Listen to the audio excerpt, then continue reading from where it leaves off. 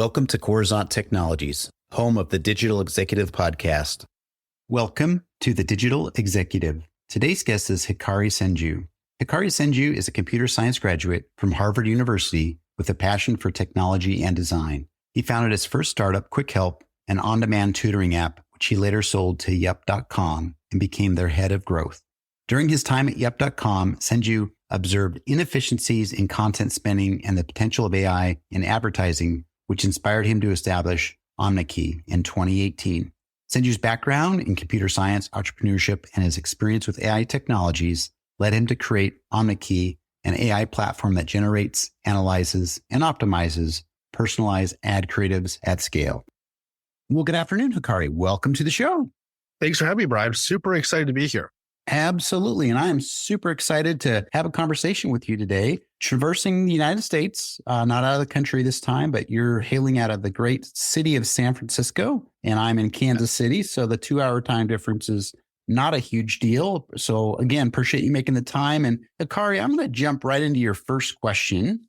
Your journey started with Quick Help, a tutoring app you founded and sold to Yep.com. How did that early experience in your entrepreneurship shape your approach to founding and growing Omneky? Absolutely. So there's an interesting pattern where a lot of entrepreneurs started by starting tutoring companies, or they were tutors as a kid. I think there's something to that. I think leadership is education. You know, when you're managing something, when you're managing somebody, when you're educating a market, when you're educating investors, when you're educating customers, it has to have this mentality that I'm here to teach kind of a unique insight in the market that nobody else really knows. You have some secret, and that's really what an entrepreneur is they're kind of executing against a certain secret they believe they know and understand about the way the world works. And so that was a really great experience because I was running a tutoring business, managing, helping students learn. I myself also tutoring on the app. It was an on-demand tutoring app initially based in Boston. We'd connect students in the Boston area with PhD students in the Boston area and facilitate these on-demand in-person tutoring sessions. And, so I did a lot of computer science tutoring through the app myself. And so that was a great experience, just getting a lot of teaching experience, tutoring experience through the app. And then I think the other big thing is, education is a tough space. There's not a lot of money necessarily in education compared to some of the other areas. I think college students generally start one of three companies. They start a dating app, they start a food delivery app, or they start a tutoring business. And, there's big names. You can think of, in the dating space, you can think of names like Facebook and Snapchat. Then in the, food delivery space, you can think of companies like DoorDash and GoPuff, all started by college students. But you can't really think of any names, very many names in the education space and the tutoring business, because it's just, you're competing against a free service. And so there I kind of cut my teeth learning about margins and being super frugal, the efficiency of every dollar, and trying to stretch out that dollar as much as you can, and fighting for every customer and trying to make the margins work in a space where, you really are, it is a very competitive space in terms of the resources and the budget that you're competing against. And so I think those are the two things. I think one is learning to love to teach, learning how to teach, or learning how to communicate and convey ideas and convey lessons very effectively and very efficiently. And two was learning how to run a business in a very competitive and kind of, education is actually a very cutthroat business. I mean, the biggest ed tech players are these for-profit companies, and those for-profit universities are incredibly cutthroat. And so it's cutting your teeth in that kind of environment also teaches you a lot about running a business and how to be efficient and how to be strategic. And so I think those two are the key takeaways I had from running Quick Help.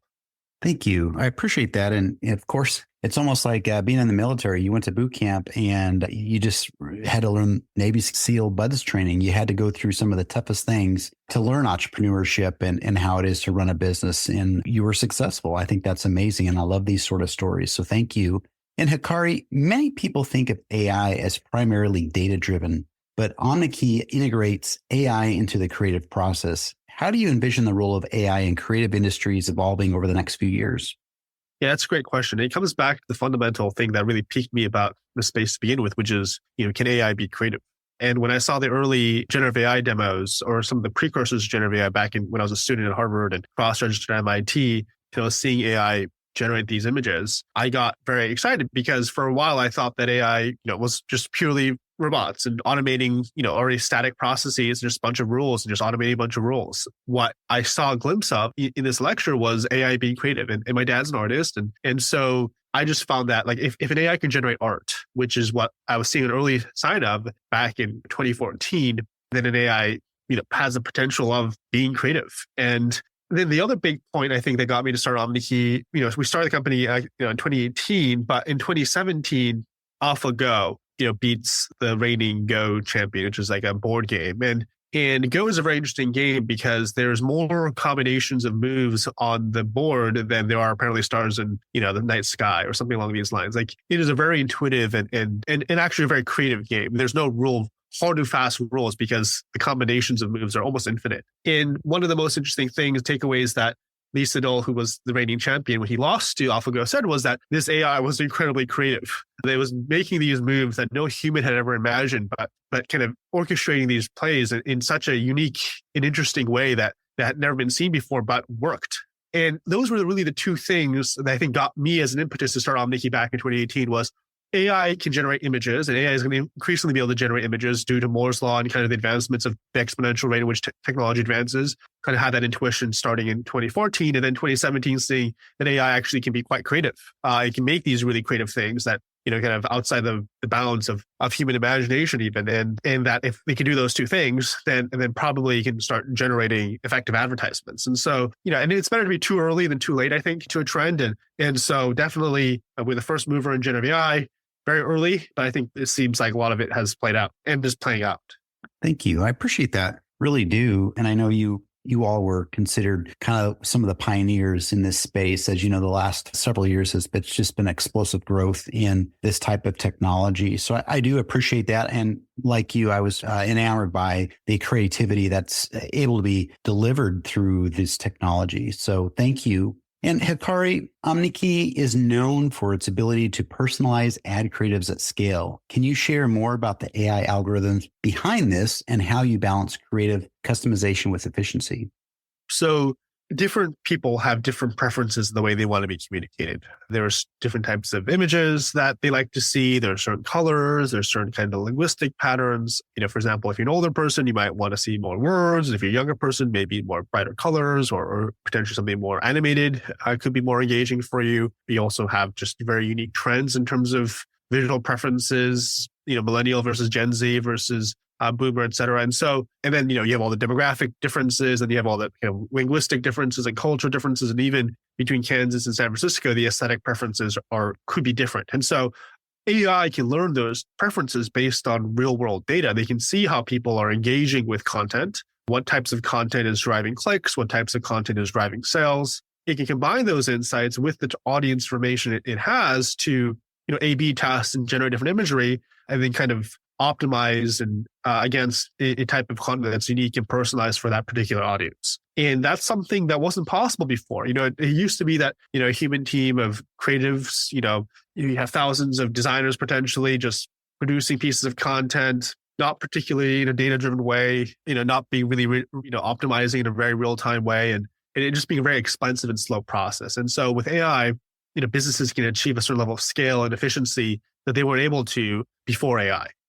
Thank you so much. Really appreciate that. And I like how you extrapolated that on a little bit, the way that these LLMs learn as they go and they see how people interact and make decisions and some of those emotional things that come out. It's just amazing. So I really appreciate you breaking that down for us, some of the AI algorithms behind your platform. Yeah, and I can dive a bit further in terms of the LLMs as well, is we fine tune a model on the customer's brand. And so we fine tune LLM on the customer's brand voice. So that's an LLM that's fine tuned. We also fine tune a diffusion model, like an image generation model on the customer's brand aesthetic and their product photos to ensure that even as we're generating and optimizing the content against the target audiences, that the content keeps the brand sacrosanct, because brand safety, protecting the brand, elevating the brand, scaling the brand, that's the most important thing for an advertiser. It's the job of the advertisers to scale that brand and have that brand connect with more consumers. And so in a more intimate and authentic way. And so having, fine-tuning an AI model, the brand is what we specialize in. We're kind of like the, mission control center of the brand. And I actually wrote this blog post recently called Generative Experience Management. And that we historically lived in a world where it was more about managing assets, the world of digital asset management, where you have these assets and folders and you kind of share the permissions of the various folders with other people. But we're soon entering a world where there's going to be a model that sits atop of the assets, generating the assets in real time to be personalized against for different campaigns and audiences, platforms. And so it's going to be less about managing the assets, which will be generated on the fly, and there'll be infinite assets, to actually managing the underlying models that power these generative experiences. And that's what we focus on is building a platform for marketers and advertisers to manage their generative experiences. And so that's what we call ourselves, GEM, the Generative Experience Management Platform. Fine-tuning the models against the customer, target audiences, and the brand to help businesses scale their brand experiences. Thank you for breaking that down a little bit further. And Hikari, last question of the day, looking ahead, what are the key innovations or technologies you're excited to incorporate into Omneky platform? How do you see the advertising landscape changing as AI becomes more integrated? Yeah. So, I want to point to another post as well, which is AI agents and advertising agents being, I think, the next, actually probably the biggest opportunity in Gen AI when it comes to impacting businesses. When you think of an organization, an advertising organization, it's not very efficient, right? There's layers of management, communication. People are operating in silos. The creative team has certain insights. The marketing team has certain insights. The creative team's creating the content. The marketing team doesn't have a lot of control over the content that's being created. But the marketing team, 55 to 75% of the performance of the marketing is based on the creative, but they don't have a lot of control. And yet also at the same time, more than half of advertising budgets are wasted on effective creative. So there's a lot of inefficiencies in this kind of organizational system that is through the complexity of managing, organizations of people. And so an AI system is real time. It solves a lot of these inefficiencies.